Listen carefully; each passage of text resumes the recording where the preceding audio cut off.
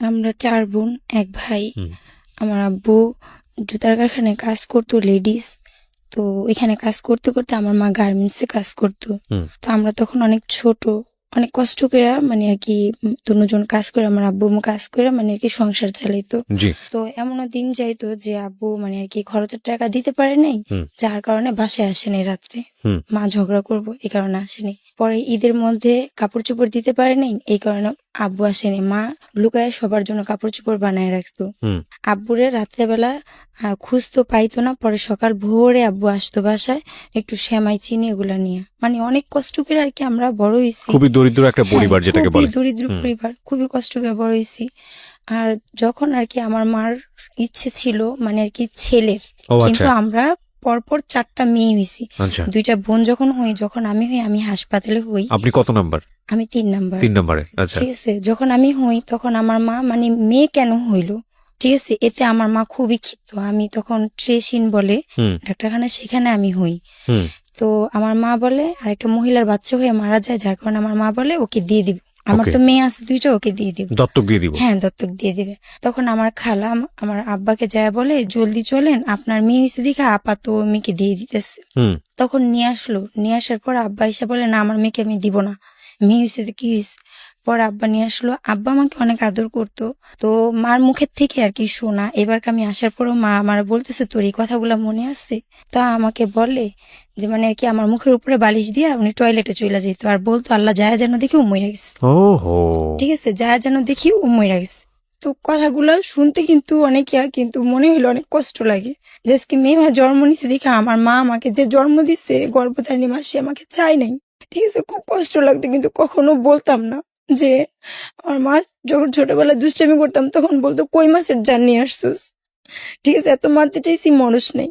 তো আবার লবণ পানি খাওয়াই দিছিল একবার যাতে আমি মইরা যাই, খালি দোয়া করতো যেন আমি মইরা যাই। তো শত হোক মা তো। পরে আমার আব্বা এসে দেখা ফেলাইছে, দেখা ফেলানোর পরে আমার মাকে মানে কুইদা গেছে মারতে, আমার মেয়ের যদি কিছু হয় তাহলে তোরে আমি ঘরে রাখবো না, এগুলা বলছে। পরে কিন্তু মা খুবই মানে আমার প্রতি খুবই ক্ষিপ্ত ছিল। পরে আস্তে আস্তে বড় হওয়ার পর সেই জিনিসটা আবার আরেকটা মেয়ে হয়, আমার ছোট বোন। আচ্ছা। তখন মা চাকরি করে, ওই মেয়েটাকে দেখাশোনাও করতে পারে না, কিন্তু ওর বেলায় এমন করেনি, কিন্তু আমার বেলায় এগুলা করছে। করার পর এগুলা মা নিজের মুখে স্বীকার করা, মা নিজে বলে। আমার আব্বা আমাকে অনেক আদর করতো। আমার আব্বা আমাকে গোসল করে আমার খালার বাসায় নিয়ে যেত, আমাকে ধরে মারতো আমার মা। এই কারণে আমার কি করতো, ওই বাসায় নিয়ে রাইখে আসতো। আবার যখন রাত্রে বাসায় আসতো তখন আমার আব্বা আবার আমাকে নিয়ে আসতো। তো এরকম করে বড় হই, ছোটবেলার জীবনগুলো এইভাবেই যায়, খুবই কষ্টের মধ্যে কাটে। তারপরও বোনরা 4 বোন ছিলাম, বড় আপা আমাদেরকে মানুষ করছে, মানে মায়ের মতনই বড় আপা মানুষ করছে। মা চাকরি করতো, আব্বাও কাজ করতো। বড় হয়ে একই বাসার মধ্যে আমরা ভাড়া থাকি। একই বাসার মধ্যে, মানে কোয়ার্টার বাসা, একই বাসার মধ্যে ভাড়া থাকি। তো ওই ছেলেটা আর কি, আমি আবার কারচুপির কাজ জানি, হাতের কাজ। তো এটা আমার বড় দুলাভাই আর কি শিখায়। আমার বড় বোনের যখন বিয়ে হয় তখন আমার বড় দুলাভাই আমাকে শিখায়। তো আস্তে আস্তে তখন প্রথমে দেয় 50 টাকা সপ্তাহ। তারপরে স্কুলে পড়ি, আমি স্কুলে ক্লাস 6 পর্যন্ত আমি পড়ি, তারপর আর পড়তে পারি না। এর মধ্যে আমার একটা ভাইও হয়। ওকে, মানে আপনার 4 বোনের পর একটা ভাই হয়? হ্যাঁ, 4 বোনের পর একটা ভাই হয়। তখন আমি এখনো মানে সাবালক হইনি, তখন আমার ভাই হয়, তখন আমি ছোটই। তারপরে আমার মা বলে বাইরে যাব, পরপর বড় বোনেরও বিয়ে হয়ে যায়, মেজ বোনেরও বিয়ে হয়ে যায়। কারণ 2 বোনের তো বিয়ে হয়ে গেছে, ভাই তো ছোট কোলে, তাকে দেখবে কি, এর জন্য আমার পড়া বন্ধ করায় দেয় মা। বাইরে চলে যায়। পড়া বন্ধ হবে ক্লাস 6 এ। ক্লাস 6 এ থাকতে পড়া অফ করে দিল, পড়া বন্ধ হয়ে যায়। পরে আমাকে বলে যে তুমি দেখবা, ওরে দেখবা, এই কারণে আমার লেখাপড়া বাদ দিয়ে দেয়। পরে আমার স্যার বলে যে ওর তো মাথার ব্রেনটা অনেক ভালো আন্টি, ওরে পড়ান। পরে মা বলে যে দেখো বাবা, ওরে যদি এখন পড়াই তাহলে আমার সংসার কে দেখবে, আমি তো বাইরে চলে যাব। সেখানে আমার মা তখনের সময় 60,000 টাকা জমা দেয়। ঠিক আছে, তখনের 60,000 টাকা অনেক কিছু। আমার মার যেখানে যা সঞ্চয় ছিল সব আমার মা ওইখানে একাকিত্ব করে দেয়। তারপর থেকে উনি সেই টাকাটা যার মাধ্যমে দেয়, সে মাইরা কোথায় চলে যায়, তাকে আর পাওয়া যায় না। তারপরে আমার মা যাইতে পারে না, আমার পড়া তো বন্ধই থাকে। তারপরে আমি কারচুপির কাজ করতে থাকি। আর আমার মা বাহিরের মানে আমার আব্বার যে কারখানা ছিল, কারখানার কর্মচারী খাইতো আমাদের ঘরে। তো সেখান থেকে আমার আব্বা কারখানা বড় হয়, কর্মচারী খায়, আমাদের ঘরেই খায়। আমার বাইরের 2টা লোকও খায়। মা গার্মেন্টসের কাজ বাদ দিয়ে দেয়, তখন ঘরেই রান্না করে, বাহিরের কয়েকটা কর্মচারী খাওয়ায়। আচ্ছা ওইটা দিয়ে আর কি সংসার চলে, আব্বার টাকা ওইটা দিয়ে সংসার চলে। আমরা লেখাপড়া করি, আর লেখাপড়া তো আমার ছাড়াই দেয়, কিন্তু ছোট বোন লেখাপড়া করতে থাকে। তো ঘরের মধ্যে আর একই বাসার মধ্যে ভাড়া থাকি। তো প্রথমে কাজ করি বড় আপার হাজবেন্ডের সাথে শাড়ি কাজ করি। যখন ওদের সাথে আবার একটু রাগারাগি হয় তখন ওদের সাথে থেকে কাজ ছাইড়া দিই। আচ্ছা ছাইড়া দেওয়ার পর তো ও আবার আমাকে পছন্দ করতো। যখন আমার বড় আপার এখানে কাজ করি তো ও আবার শাড়ির কাজ মানে আর কি নসুন্দির থেকে ওইখান থেকে শাড়ি আনতো, আনার পর আর কি কাজ করাইতো। তো বলছে যে আচ্ছা আমার শাড়ি করেন, আমি আপনাকে টাকা বাড়াই দিব, নগদ দিয়ে দিব।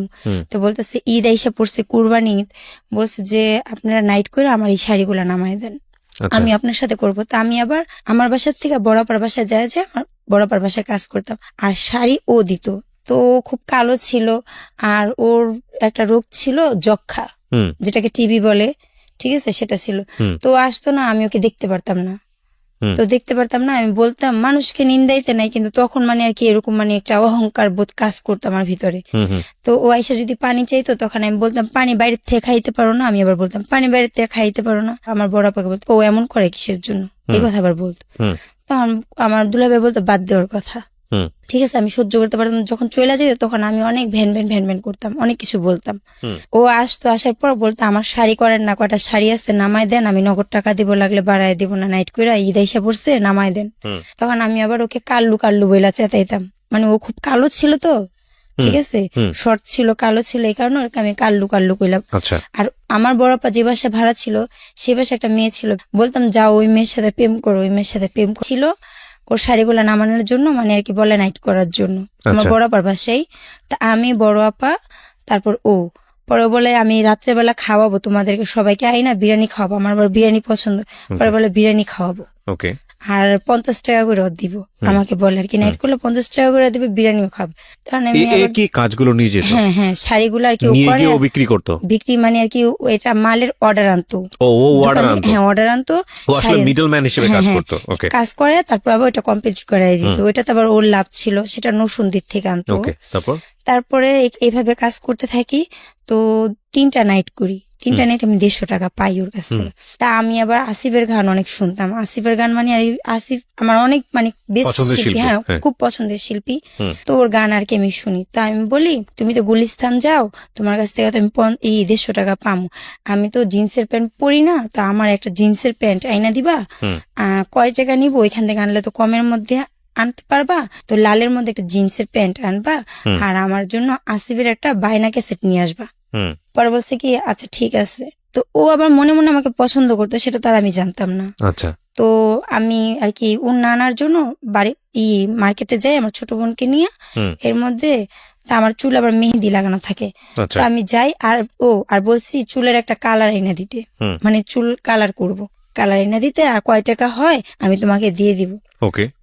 এই কথাটা আর কি বলি, কিন্তু ফ্রি ছিলাম খুব, কোনো খারাপ কোনো কিছুই ছিল না। তো আর কি আমাকে বলে আচ্ছা ঠিক আছে আমি আয়না দিব। তো আমাকে চুলের কালার আয়না দেয় একটা, আর একটা আসিফের পোস্টার, আসিফের গানের ক্যাসেট, জিন্সের প্যান্ট আনে নাও, ঠিক আছে, আর একটা ব্রেসলেট আনে পাথরের, একটা খাপের ভিতরে ভরা, আর তার ভিতরে একটা কাগজ বাস করে ছোট করে বাস করে রাখা একটা কাগজ। তখন আমি আসি, ওটা শপিং ব্যাগের মধ্যে পিন মারা, তখন সবগুলো ঢুকে আর কি পিন মেরা থুইছে। তখন আমি আসি, মার্কেট থেকে আসার পর মা বলতেছে তো আনছে, ওই দেখ শোকেসের উপরে থুয়ে গেছে। আমি আবার খোলার পর আমি কি ওরে আমি প্যান্ট আনতে বলছি, ও প্যান্ট আনে নেই গা, ও কি নিয়ে আসছে ওগুলা, ছবি পোস্টার আনছে, ক্যাসেট আনছে, আর কালার আনছে, আর কি আনছে। পরে ওটা খোলার পরে ওটার ভিতরে পয়রা দেখি চিঠি, একটা চিঠির ভিতরে লেখা আছে শেফালি তোমাকে আমার ভালো লাগে তাই এত কিছু দেয়া। আমার তো মাথা খারাপ হয়েছে, তুই আমার পছন্দ করস, আমি চিন্তাই করিনি, আমার তো মাথা খারাপ হয়ে গেছে। এখন আমি অন্য আনতে গেছি জামার সাথে ম্যাচিং করে, অন্য আর কি ম্যাচ হয়নি, আমি তো রাগে ফায়ার। পরে আমি বলতেছি ও আসুক, ওর খবর আছে, ওর এত বড় সাহস। মা কয় কি হয়েছে, আমি কি ও আমার এগুলো লিখছে, ওর এত বড় সাহস, ও আসুক খালি, ও আসলে বলবা বসতে, আমি আসতেছি। মার্কেট থেকে অন্যটা ম্যাচিং করে আনার জন্য আবার গেছি মার্কেটে, মানে এগুলা দেখে আমি আবার গেছি মার্কেট, কিন্তু আমার রাগ খুব। তো ও আয়সা বলতেছে মাকে, মা বলছে তুই কি লেখছোস, কি চিঠি দিছোস, ও তো একদম পুরা ফায়ার হয়ে গেছে, খুব রাগ। এগুলো আর কি মা বলছে। পরে বলছে খালা আমি তো লেখাপড়া পারি না, আমার বন্ধুকে আমি বলছি ঈদের একটা শুভেচ্ছা দিতে, আমার বন্ধু মনে এগুলা লেখা দিছে দুষ্টামি করে, মানে এটা বলে আর কি কথা কাটাই নিল। তো কথা কাটাই নেওয়ার পরে তো আমি আসলাম, আসার পরে কিন্তু আমার মনের ভিতরে একটা মানে আর কি সন্দেহ জাগলো যে ও এরকম কেন বললো, ঠিক আছে নিশ্চয়ই কোনো কারণ হবে, মানে একটা হাব ভঙ্গিমা দেখলে একটা বোঝা যায় না। তারপরে দিয়া যাক এখন আমি আর কি বললাম মাকে, যাচ্ছে ঠিক আছে যাক ওর সাথে আমি আর কথা বলবো না, ওর সাথে আমি আর কোনো কথা বলিনি, মানে রাগ আমি খুব। এখন না আমার একটা বান্ধবীর ভাই বলতেছে আপু আপনি তো প্রেম করেন না, একটা ছেলের সাথে কথা বলা দেখেন, যদি ভালো লাগে তাহলে আর কি রিলেশন করবেন। তখন আমি কারো কোনো রিলেশনের মধ্যে জড়াইনি। তখন আমরা একসাথে মানে আর কি ঈদের দ্বিতীয় দিন আর কি সকালবেলা রিক্সায় যখন উঠবো, ওই ছেলে আমি আমার বোন ছোট বোন আমরা যখন রিক্সায় উঠবো তখন এর দেখে ফেলাইছে, কিন্তু অরিজিনালি কিন্তু কিছুই না। তা আমার বান্ধবী ছিল, বান্ধবীর ভাই ছিল, সবাই ছিল, দেখে ফেলেছে। এখন তো আমি তো ভয় নি, আল্লাহ মাকে যদি বলে তাহলে তো মা মারবো বাসায় গেলে। এখন ওকে আবার সেটিং দেওয়ার জন্য ওর সাথে আবার কথা বলছি, পরে বলতেছে না, পরে আমার বলতেছে তুমি কি আমার সাথে রাগ করে আসো, আইসক্রিম খাও, কোন আইসক্রিম, আমি আমার আবার কোন আইসক্রিম পছন্দ, কোন আইসক্রিম খাও। পরে আমি বলি কি আচ্ছা ঠিক আছে, রাত্রেবেলা মা দেখলে বকা দিব। পরে ও কি করলো, চুপ করে আমার জন্য আর আমার ছোট বোনের জন্য 2টা আইসক্রিম আনলো, আইনা আমাকে দিল, পরে খাইলাম। তো ও আমাকে পছন্দ করার পরে ও আর কি একজনের সাথে আর কি বলে যে আমি তো এরকম একটা মেয়েকে পছন্দ করি, তো তোমার কাছে কি কোনো ভালো ফকির টুকির আছে, মেয়েটা তো আমাকে পছন্দ করে না। মানে ফকির ধরে আপনার জন্য তাবিজ কিছু হ্যাঁ। করবে। আচ্ছা, তো আমার এই ঘটনাটা আবার আমার মা জানতে পারে, যে এই ছেলের সাথে বলে সেই ছেলেটা যেভাবে হোক যে কোনো ভাবে আমার মার কানে খবর আসে। তখন আমার মা বাড়ির ভিতর অনেক ঝগড়া লাগাই দেয়, একই বাসা ভাড়া থেকে অনেক ঝগড়া লাগাই দেয়। তখন আমার মা বলে কি তুই কিছু বলস না, তুই কিছু বলস না। তখন আমি বাড়ি ভরা মানুষের সামনে যাই ওকে মানে ওর সামনাসামনি আমি ওকে বলি, এই তোর মতন ছেলের আমার পায়ের নখের যোগ্যতা আছে, তুই আমাকে পছন্দ করস, আমি এই কথাটা বলি। এর জন্য ওর সাথে আর আমাদের সাথে কোনো কথা নাই। একই বাসায় থেকে আমার ছোট বোনের জন্মদিন হইলো, তো আমার বিরিয়ানি তো বললামই আগে আমার খুব পছন্দ, তো বাবুর্চি দিয়ে বিরিয়ানি রান্না হয়েছে, আমি সারাদিন খালি বিরিয়ানি খেয়েছি একটু পরে পরে। তো আমার পেটে ব্যথা উঠে গেছে, এই পেটে ব্যথাটা আমার প্রায় সময় উঠতো। যখন পেটে ব্যথা উঠলো তো মারা সবাই ঘরে টিভি দেখতেছিল, আর আমার পেটে ব্যথা উঠছে থেকে আমি আবার মেজপার ঘরে চলে গেলাম। মেজপার ঘরে গিয়ে আমি পেট ধরে কাঁদতেছি, মা ঘুমাইতেছিল। তা আমার মেজপা শাশুড়ি যায় বলে এ নার্গিস জলদি উঠো, তোমার মেয়ে তো কাঁদতেছে পেটে ব্যথায়, জলদি উঠো। মা উঠছে, আমার পেটে ব্যথা এত পরিমাণ পেটে ব্যথা যা বলার বাইরে, ঠিক আছে। পরে মা আমাকে আল হেলাল হাসপাতালে নিয়ে গেল। জেনারেল হাসপাতালে নিয়ে যাওয়ার পরে ওইখানে তারা আমাকে দেখলো, দেখার পর ইঞ্জেকশন দিল, পরে ব্যথা কমলো, ঘুমের ইঞ্জেকশন দিল আবার। তখন ওইখান থেকে নিয়ে আসলো, আর এর পিছনে ও আবার গেছে। পরে বলতেছে খালা টাকা লাগবে, টাকা লাগলে আমার থেকে নেন, আমার কাছে টাকা আছে, টাকা নেন। পরে বলতেছে না টাকা লাগবে না। পরে মানে আর কি আমি আমার নিয়ে এই হাসপাতাল বাসায় নিয়ে আসলো, নিয়ে আসার পরে মানে আর কি যখন ইঞ্জেকশনের সব পাওয়ারটা চলে গেলো আবার পেটে ব্যথা। এই পেটে ব্যথা করতে করতে পরে মানে আর কি আমি 12 দিন মানে ঘরের ভিতরে রেখে আমাকে 5 দিন ট্রিটমেন্ট দেয়, আমাকে ইঞ্জেকশন দেয়, ঘুমের ইঞ্জেকশন, যেটাকে নেশার ইঞ্জেকশন বলে। তো আমার মামা এসে বলে তুই তো এইভাবে করে মেয়েটাকে মাইরা ফেলাবি। যখন ইঞ্জেকশনটা আমার স্যালাইনের ভিতরে পুশ হয় তখন আমার পুরা হাত মানে জইলা পুরা ছাড়খাড় হয়ে যায়, ঠিক আছে। তখন বলতেছে মেয়েকে তুই ইঞ্জেকশন দিয়ে মাইরা ফেলাবি। কিসেন্ট হাসপাতালে ওনাদের কেমন ভাই হয়, আমাদের মামা লাগে, ওনার কাছে নিয়ে যায় ওকে দেখা। পরে নিয়ে যাওয়ার সাথে সাথে আমাকে ভর্তি করে কিসেন্ট হাসপাতালে শাহবাগ। পরে দেয় সেখানে ভর্তি করার পরে তো আমি 12 দিন না 10 দিন থাকি। থাকার পর ও আর কি যাই, তো ওর আবার টাকাও দিচ্ছিল আমার মাকে যে ধার নেন। তখন আমার মা কোনো দিশে মিশে না পেয়ে ওর থেকে বিপদের সময় টাকা নেই, একই বাসা ভাড়া থেকে সব ভুইলা যায়। তো আমাকে দেখতে চায়, আমাকে বলে কিছু খাবা, তখন আমাকে উপন্যাসের বই কিনা দিয়ে আসে পড়ার জন্য। তারপরে যখন আমি আসবো, আসার 2 দিন আগে আমি তো জানতাম যে আমাকে পছন্দ করে, আর আমি সে সবকিছুরই প্রমাণ পাইছি। তো আমাকে একটা আম দেয়, তখন কিন্তু আমের সিজন না, একটা আম দেয়, আমটা খুবই সুন্দর আমার মনে আছে। সে আমটা বলে কি আমটা তুমি খাবা। তখন আমটা খাওয়ার পরে আমটা খাওয়ার পরে না মানে ওর প্রতি একটা মানে আর কি মায়া কাজ করতো, ওকে দেখলে একটা মায়া কাজ করতো। যখন আমি আমার মাদের কাছে মানে ওকে না দেখতাম তখন আমার মারা যেটা বলতো সেটাই ঠিক আছে, যখন আবার ওর কাছে যাইতাম তখন ওর কথাই ঠিক আছে, মানে এরকম পর্যায়ে চলে গেছি। আচ্ছা। পরে ও আর কি আমাকে দেখা করতে ডাকতো, আমি ওর সাথে দেখা করে এসে মা যদি বলতো যে দেখা করছিস, না আমি দেখা করিনি, মানে এগুলো করতাম। কিন্তু কেন করতাম, সেটা কি ভালোবাসা ছিল না কি ছিল সেটা আমি নিজেও জানি না, ঠিক আছে। তখনের বয়সটা তো আমার ওরকম বয়স ছিল না, যার কারণে ভালোবাসা ছিল না কি ছিল আমি বুঝতেই পারিনি। যাক, পরে আমার মা এখান থেকে আমার জন্য ছেলে দেখতেছে, ছেলে এসে দেখে গেছে, তো পছন্দ হয়েছে। পছন্দ হওয়ার পর আর এইখান থেকে মানে আর কি ও আমাকে বলে চলো শিপা আমরা চইলা যাই, তোমার জন্য তো ছেলে দেখতেছে, চলো আমরা চলে যাই। আমি অসম্ভব, কখনোই না, আমি যাব না। আমি গেলে আমার বড় আপা এইভাবে বিয়ে করছে, আমি যদি এভাবে বিয়ে করি তাহলে আমার মা অনেক কষ্ট পাবে। আমি ওকে আবার বলছি, পরে ও বলছে আমার কাছে 10,000 টাকা আছে, চলো চইলা যাই। তখন আমি ওকে না করছি ডাইরেক্ট, যে আমি যাব না, যদি আমার মা বাবাকে তুমি আমাকে নিতে পারো তাহলে আমি যাব, তার আগে আমি কখনোই তোমার সাথে যাব না, আর এমন কোনো কিছু করবো না। এ কথা আমি ওকে বলি। যখন আমাকে ছেলে দেখা যায় তখন আমার আর কি আব্বা বলে যে ও তো এরকম ডিস্টার্ব করতেছে, ওকে একটা শিক্ষা দিতে হবে। তো কালকে তখন র্যাব নতুন নামছে, অনেক কড়া, র্যাব এরিয়া অনেক কড়া। তখন বলছে আমার আব্বা বলছে যে আব্বার একটা বন্ধু ছিল যে দোকানে মাল দিত, তো বলতেছে যে মামা কালকে যদি র্যাব আসে তাহলে তুমি শুধু বলবা ও তোমার উন্না ধেরা টান দিচ্ছে। এ কথা আর কি আমার আব্বা আমাকে বলতে বলছে। তখন আমি বললাম যে ওর টাকায় ওর সংসার চলে, ওর বাবা তো খরচপাতি দেয় না, খোঁজ খবর নেয় না। আজকে যদি আমি এই কথাটা বলি তাহলে ওর সংসার কিভাবে চলবে, সংসার বন্ধ হয়ে যাবে। তো একজনের এই ক্ষতিটা করা তো ঠিক না। তখন আমি আবার আব্বাকে বললাম আব্বা এই জিনিস করব, তখন ও তো পরবর্তীতে আমার ক্ষতি করতে পারে। তখন আমার আব্বা বলে যে তোমার এত কিছু চিন্তা করা লাগবে না, ও যখন আসবে তখন তুমি বিয়ে হয়ে অনেক দূরে চলে যাবা। আব্বা আমার এই কথা বলে। তখন আমি বললাম আব্বা যে খুঁজা বের করার সে মাটির নিচের থেকেও খুঁজা বের করবে। তখন আব্বা আমাকে ধমক দেয়। তা আমি চাইতেছিলাম না যে কারো কোনো ক্ষতি করি, কেননা কারো ক্ষতি করে কেউ তো কখনো ভালো থাকতে পারে না। এই জিনিস সব অনেক আগের থেকে আমার ভিতরে জিনিসগুলো কাজ করতো। তখন আমি ভাবলাম যে যেখানে আমার বিয়ে ঠিক করছে আমি সেই দেশে চলে যাই, আমার খালার বাড়িতে। অথচ আমি রাস্তাঘাট কিছু চিনি না, শুধু জানি ভৈরব যেতে হইব, ওইখান থেকে লঞ্চে কইরা আমার খালার বাড়িতে যাব, এটাই আর কি জানতাম। তো আমি আবার 200 টাকা আমার এখান থেকে আমি চুরি করি, যার সাথে আমার বিয়ে ঠিক করছে তাকে আমার খালার বাড়িতে যে আমার খালাকে বলবো যে আমাকে বিয়ে দিয়ে দেন এইখানে। কিন্তু আমার অরিজিনালি এমন কোনো কিছুই ছিল না যে আমি ওর সাথে পালাই যাবো। আমি শুধু ওকে বাঁচাইতে চাইছি। আমি চাইনি যে আমাকে তোমরা অন্য জায়গায় বিয়ে দিয়ে দিবা, ঠিক আছে, কিন্তু আমি কারো জীবন নষ্ট করতে চাই না। আজকে ওকে মারধর করবে, ওর মা কাঁদবে, অভিশাপ দিবে, সে অভিশাপগুলো তো আমার গায়ের হিসাব পড়বে অবশ্যই। ঠিক আছে, ভালো মানুষ বাঁচতেই পারে, সেটা তো কোনো অপরাধ না। ঠিক আছে, যার জন্য আমি এগুলা আর কি ভাবছি। তো আমি যখন ওকে বলি যাওয়ার কথা, তখন আমি সকালবেলা উঠার পর আমি আবার বালিশের নিচে একটা চিঠি লেখা যায়, মা আমি খালাম্মার বাসায় গেলাম, তোমরা আমার জন্য কেউ টেনশন করো না, ঠিক আছে। তো এখন ও বাড়িতে নেই, আমিও বাড়িতে নেই। তো আমার মা আবার বললো যে তোর আব্বাকে বল আধা কেজি আটা না 3 পা আটা আনতে। তা আমি আবার দোকানে গেছি, দোকানে যে আমি আব্বারে বললাম আব্বা 1/2 কেজি আটা না 3 পা আটা নিতে বলছে আম্মা। তো এই কথা বললে ওইখান থেকে ব্যাগ নিয়ে আমি বাইরে থেকেই চলে গেছি, আমি আর থামিনি। ও আবার ওর মার ব্যাংক ভেঙে ফেলাইছে, ভেঙে সব টাকাগুলা নিয়ে নিচ্ছে। ওর মা পয়সা টাকা টুকা জমাইছে, ওগুলো নিয়ে নিচ্ছে। নিয়ে নেওয়ার পরে ওর কাছে তখন টাকা ছিল না, কিন্তু ও তো পালাই যাবে আমার সাথে, কিন্তু আমার তো এগুলো ছিল না প্ল্যান।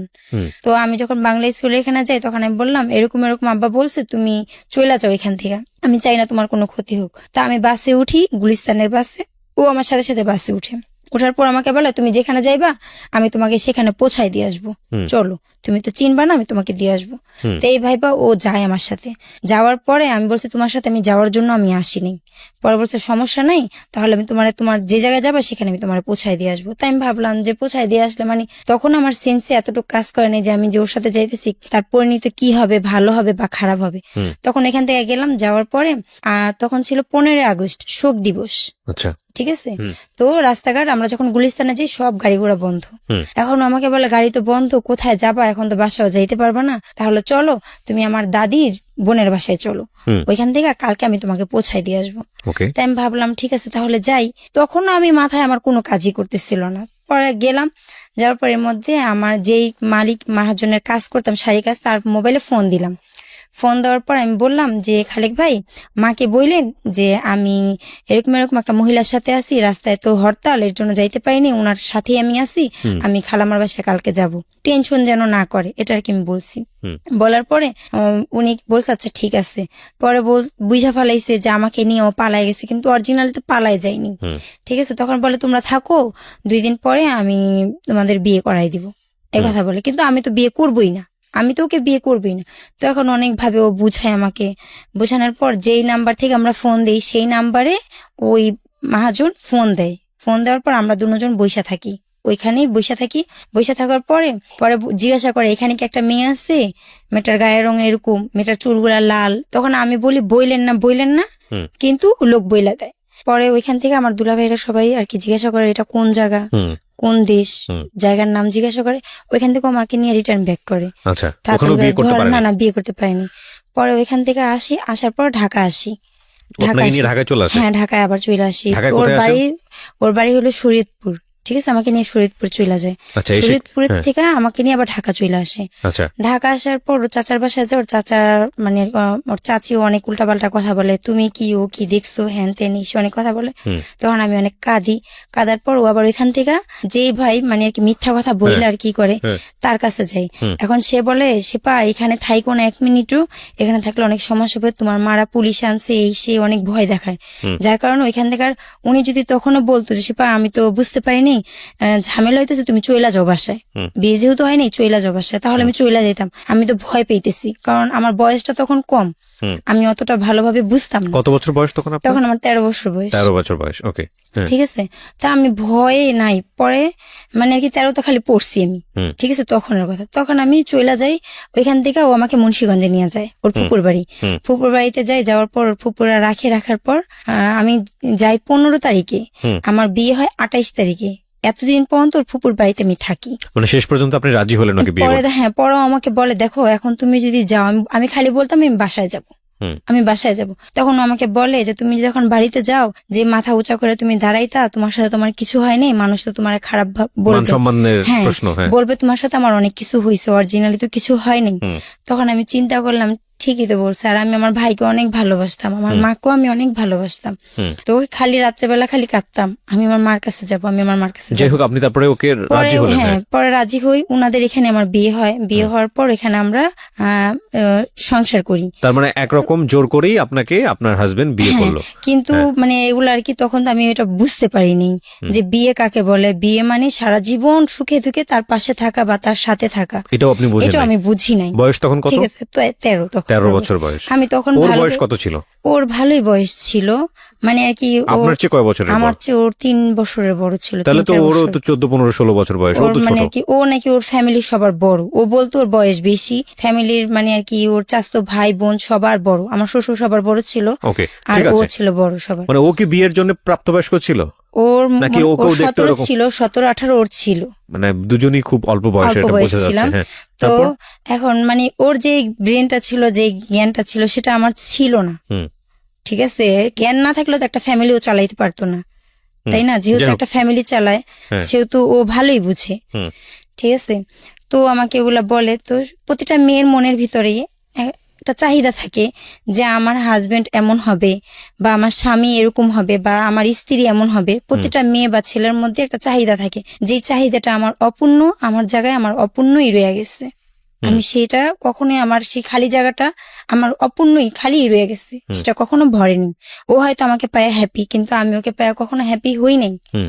কখনো সেইভাবে আমি খুশি হইনি। হুম। কিন্তু কখনো ভালো লাগতো না, মানে ও আমাকে ছুঁইতো বা কোনো কিছু করতো, সেই জিনিসগুলো আমার ভালো লাগতো না। হুম।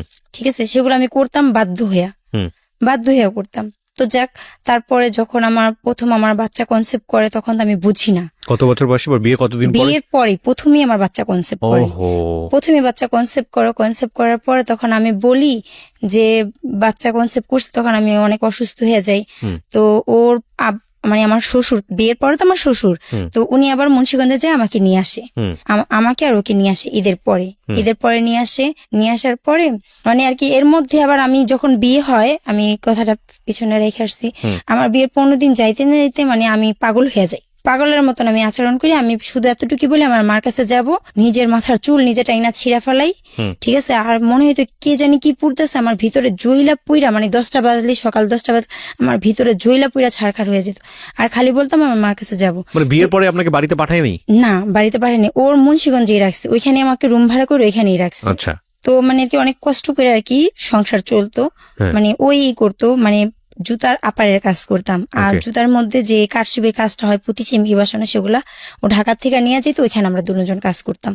ওইখান থেকে ও আর কি আমাকে খুবই মারধর করে, ঠিক আছে। মানে আমি এদিক ওদিক চলে যাই দেখে খুবই মারধর করার পর ও আমার মার কাছে নিয়ে আসে। বিয়ের 3 মাসের সময় আমার বাচ্চার সহকারে মানে নিয়ে আসার পর সে বাচ্চাটা আমার মা নষ্ট করে দেয়, রাখে না। নষ্ট এটা কি করে, প্রথম বাচ্চা? হ্যাঁ ওটি প্রথম বাচ্চা নষ্ট করে দেয়। ওকে। ঠিক আছে, তারপরে মানে আর কি আমার মারা দিবে না, অনেক ওর থেকে ছাড়ানোর অনেক চেষ্টা করে, তখন আমি বুঝি না। তখন মানে আর কি আমাকে বলে বিয়ের পর স্বামী সব মানে আশেপাশের অনেকে মানে কি লুকায় লুকায় আমাকে এগুলো বলতো। তারপর আমি আবারও 21 দিন পর আবার ওর কাছে চইলা যাই। ওর কাছে চইলা যে মারা অনেক ছাড়ানোর চেষ্টা করে, ছাড়ি না, অনেক চেষ্টা করে ছাড়ি না, সংসার করতে থাকি। তারপরে এই যে আমার এই ছেলেটা আমার আবার কনসেপ্ট হয়, তখন আমি মেয়ে স্টোভে কাজ করি। মেয়ে স্টোভে কাজ করার পরে 6 মাসের মধ্যে মেয়ে স্টোভে কাজ করি আমি। কাজ করার পর যখন বাচ্চা কনসেপ্ট করে তখন আবার এখান থেকে চাকরি ছাইড়া দিই। ছাইড়া দেওয়ার পর খুবই কষ্টে আর কি দিন যাইতো। ও খুবই মারধর করতো আমাকে, আচ্ছা। খুবই মারতো। তো যে বাসা ভাড়া ছিলাম সে বাসায় উনি আমাকে বলতো, ভাড়াটিয়া আপা বলতো, সে পা এখনো সময় আছে চইলা যা, এগুলো বলতো? এগুলা বলতো, এখনো সময় আছে চইলা যা। ও কি তুই কি? আমি বললাম যে একটা বাচ্চা নষ্ট করছি, মরলে তো আমার কবর হিসেবে আমার দেয়া লাগবে, আমারটা তো কেউ দিবে না। ঠিক আছে, আমার বাচ্চা নিয়ে যদি আমার ফ্যামিলি আমাকে নেয় তাহলে আমি যাবো। তা আমি আমার ফ্যামিলিকে প্রস্তাব দিলাম আমার বাচ্চা সহকারে আমাকে নিবা। পরে আমার দুলাভাই বললো মেজে দুলাভাই না, নিবে না। তার জন্য আমি গেলাম না। ও আমাকে বলতো সে পা অনেক কষ্ট করো, না খায় থাকো, চইলা যাও। আমার হাজবেন্ডও আমাকে বলতো, কিন্তু আমি যাইনি।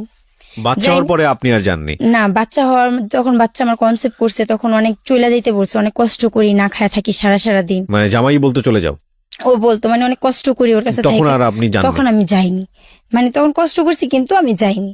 তারপরে বাচ্চা যখন আমার 5-6 মাসের পেটে, তখন ও আমাকে ভাত দিছি, ভাতের বল সহকারে, যে কোনো কোন কথা জানি ভাতের বল আমার মুখের উপরে মাইরা, আমি নিচে বসো খাটের উপর এক লাথি মারছে আমায়। তখন আমি পিড়িতে বসেছিলাম, পিড়িত থেকে আমি পড়ে গেছি। মানে ও খুবই মারধর করতো। তারপরে আমি ওর সাথে সংসার করছি, আমি এত কিছুর পরে কিন্তু ওকে ছাড়িনি। তারপরে ও আমার ছেলেটা হওয়ার পরে ও বাহিরে যায়, 2 বছরের জন্য বাহিরে যায়। বাহিরে যাওয়ার পর আমি ওষুধ কোম্পানিতে কাজ নিই। তারপর আমি ওষুধ কোম্পানিতে চাকরি নিই। আমি মানে কি ওইখানেও কাজ করি।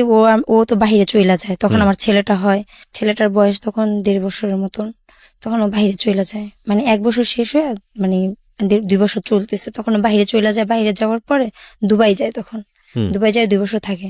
তখন আমি চাকরি করতে থাকি, ও আমাকে চাকরি করতে মানা করে, চাকরি করার দরকার নেই। তাই আমি ভাবি যে চাকরি করবো, আমি একটা চেনের অনেক শখ, চেন নিবো, চেন নেওয়ার পর মানে একটা স্বর্ণের চেন কিনবো, কেনার পর চাকরি ছাইড়া দিব। এর জন্য চাকরি করে থাকি। অফিসে সবাই আমাকে চিনে, তখন এমন কোনো কিছু হয় না, সবাই চিনতো জানতো। তখন মানে একজনের সাথে ফোনে রং নাম্বারে আমার পরিচয় হয়। কিভাবে? মানে আমার মোবাইলে তখন ও আবার যাওয়ার পর, বাহিরে যাওয়ার পর যে মাসে যায় তার 2 মাস পর আমার জন্য একটা ফোন পাঠায়। ফোনের মধ্যে তখন আর কি যখন ফোন ইউজ করি তখন একটা রং নাম্বারে ফোন আসে। আচ্ছা। ফোন আসে অনেক। ছেলেটা চিনতো কিভাবে? ওর এক বন্ধু বলতো যে মেয়েটাকে এরকম আমি ফোন দিই, মেয়েটা আমার সাথে কথা বলতে চায় না। পরে বলে দে, আমি কথা বলে দেখ। এবং আপনি দেখা করতে যান? হ্যাঁ, দেখা করতে যাই। কথা বলার কতদিন পরে দেখা করতে যান? মানে কথা বলার মনে হয় মাসখানেক পরে। তখন আপনার হাজবেন্ড? ও তো বাহিরে দুবাই থাকে। দুবাই তখন? হ্যাঁ। তারপর তো তখন আমি ওষুধ কোম্পানিতে কাজ করি। তখন আপনার একটা বাচ্চাও আছে? হ্যাঁ, বাচ্চাও আছে। জি। তো কথা বলার পর আমার ছেলে তো ছোট, একদম ছোট। তো কথা বলার পরে ও আর কি আমার সাথে দেখা করতে চায়। দেখা করার পর আমি তো বলি না আমার বিয়ে হয়েছে। যখন দেখা হয় তখন দেখা হওয়ার পর আমি বলি আমাকে দেখা আপনার কি মনে হয়? কয় ভালো। আমি কি ভালো না, আমি ম্যারিড, আমার একটা ছেলেও আছে, আমার হাজবেন্ড বাইরে থাকে। এই কথাটা আমি বলে দিই।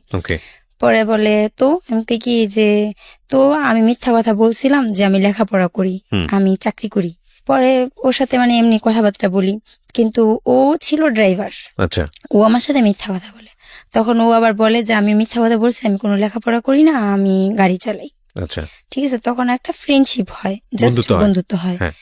তো কিন্তু ওর কথাবার্তা খুবই ভালো লাগতো আমার কাছে, খুবই ভালো লাগতো ওর কথাবার্তা আমার কাছে। তো কথাবার্তা বলতাম। তো একদিন আমাকে বলে ওদের বাসায় নিয়ে গেছে, ওর মার সাথে কথা বলাইছে।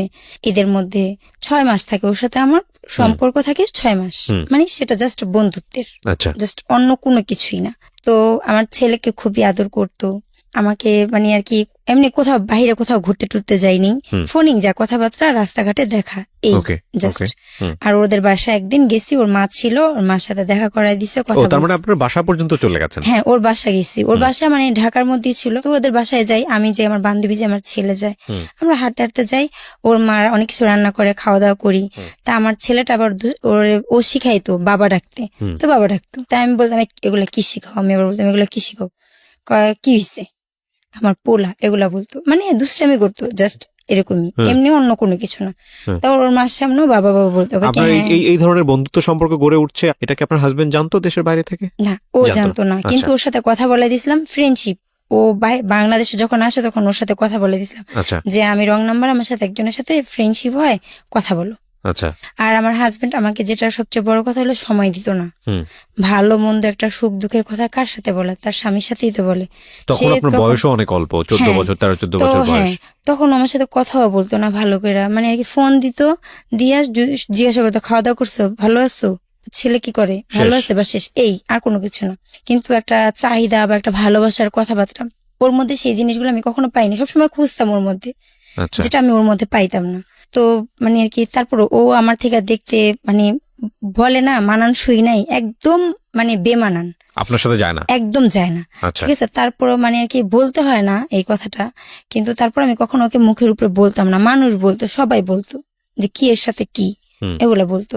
তো কিন্তু আমার কাছে খুব খারাপ লাগতো, ওকে যদি কেউ কিছু বলতো আমার কাছে খুব খারাপ লাগতো। শত হোক আমার স্বামী, তো খুব খারাপ লাগতো আমার কাছে।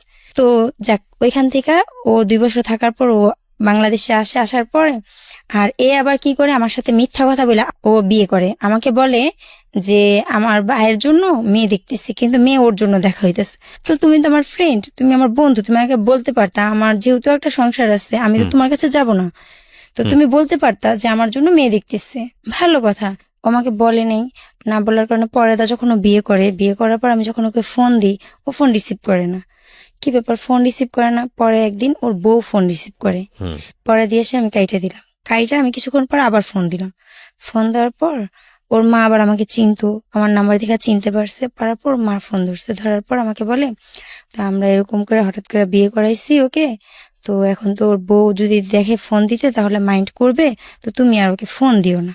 তারপরে ওর সাথে আমার সবকিছু বন্ধ বন্ধ, আমি আর ওকে ফোন দিই না, ও আমাকে ফোন দেয় না। তা আমি আমাদের অফিস থেকে পিকনিকে নিয়ে গেল, পিকনিকে গেলাম।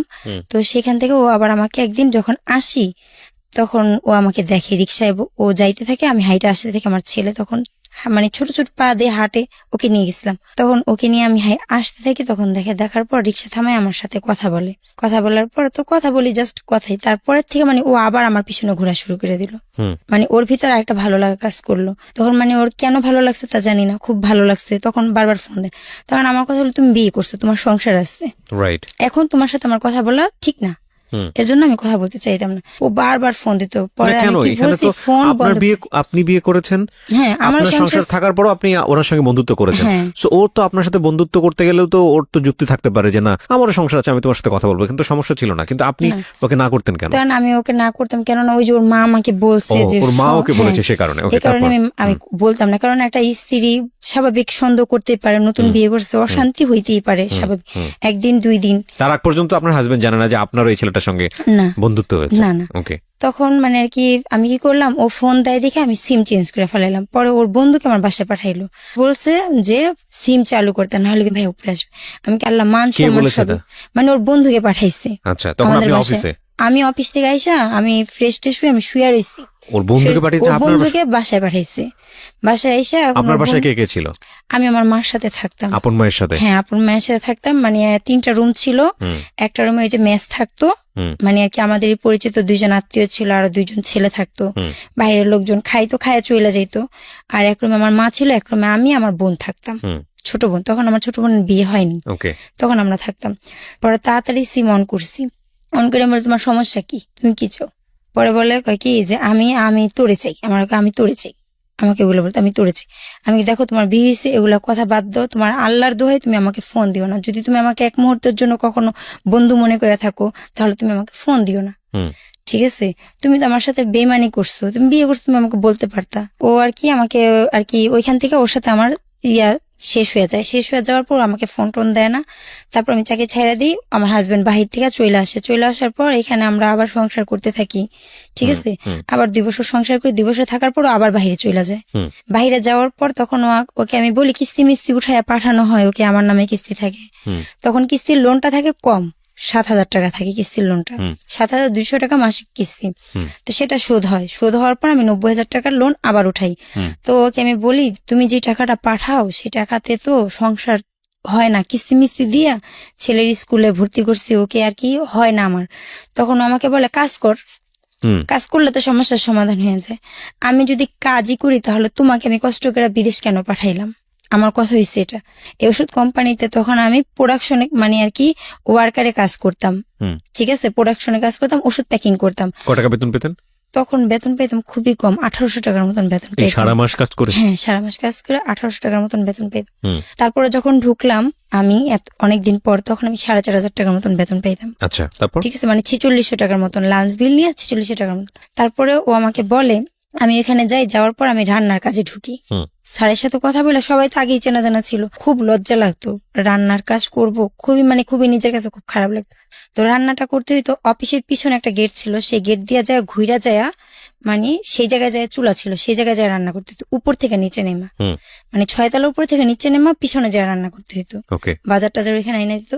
তো ড্রাইভাররা পিছনে থাকতো, ওইখানে রুম ছিল, ওইখানে ড্রাইভাররা থাকতো। তো আমাকে বলতো, সে পেলাপা আমি বিয়ে করলে কখনো বউ রেখা বিদেশ যাব না, এগুলা বলতো আর কি। কে বলতো এটা? ড্রাইভার, ওষুধ কোম্পানির ড্রাইভার, ওই অফিসের ড্রাইভার ছিল। ড্রাইভার ছিল। তো আমাকে বলতো যে শিপেলাপা আপনি আপনার হাজবেন্ড আপনাকে রেখা বিদেশ গেছে, আমি বিয়ে করলে কখনো বউ রেখা বিদেশ যাব না, এই কথাগুলো বলতো। তো মানে ওই জায়গায় আবার গাছে থেকে পেঁপে টেপে পাইরা আনতো, ভর্তা বানাইতো, আমাকে সাধতো, আমি রান্না করতাম, সাধতো। আর ওদের মেসেরও একটা মহিলা আন্টি ছিল, ওদের রান্না করতো। তো দুজনই পাশাপাশি 2 চুলায় রান্না করতাম, উনি রান্না করতো মেসের, আর আমি স্টাফদের স্যারদের রান্না করতাম।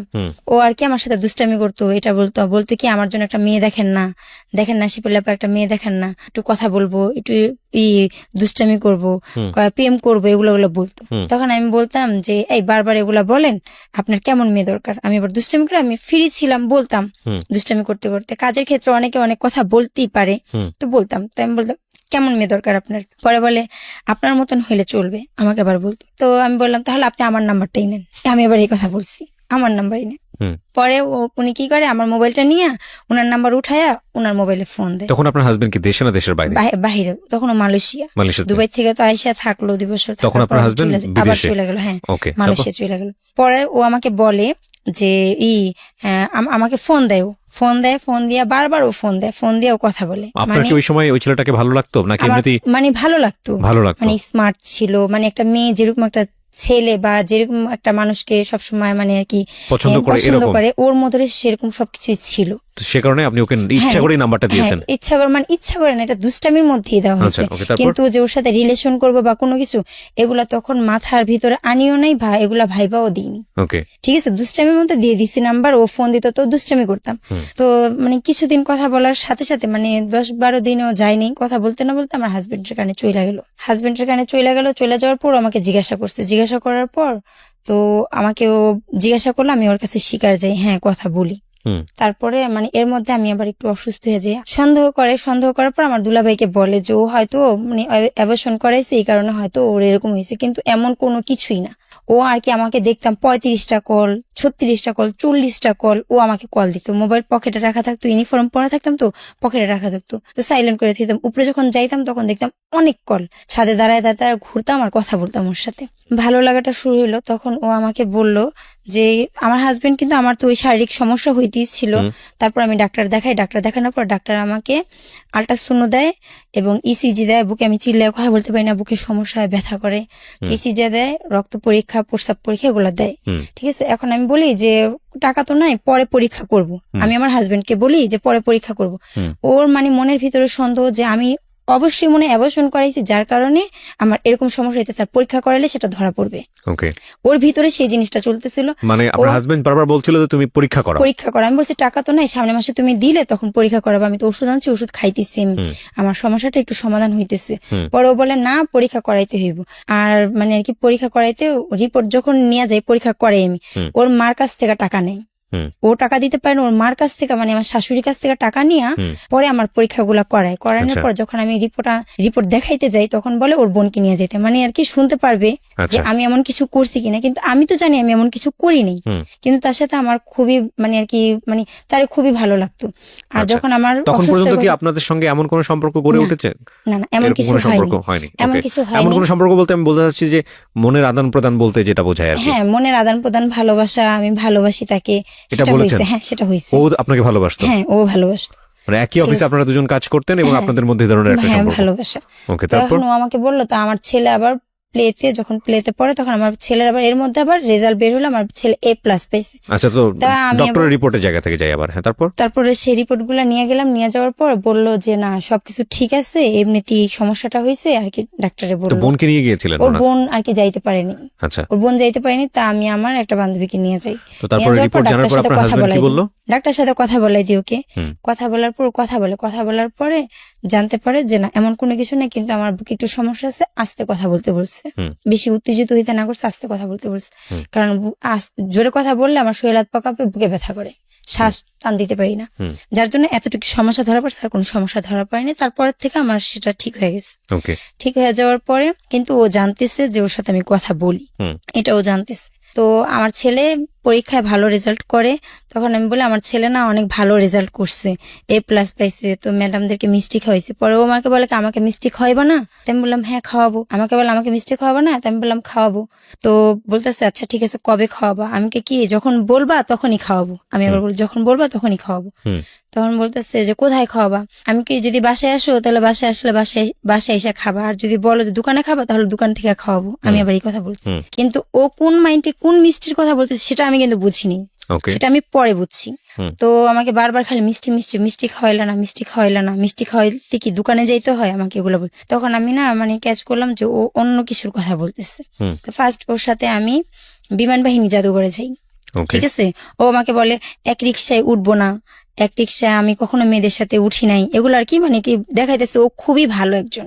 পরে আমি এই আইডিয়াল স্কুলের সামনে যাই, ওইখান থেকে রিক্সা নিয়ে দুজন যাই। আমরা যাওয়ার পর একটু শীতের দিন থাকে, তো ও আবার সোয়েটার পরে যায়, আমি বোরখা পরে যাই।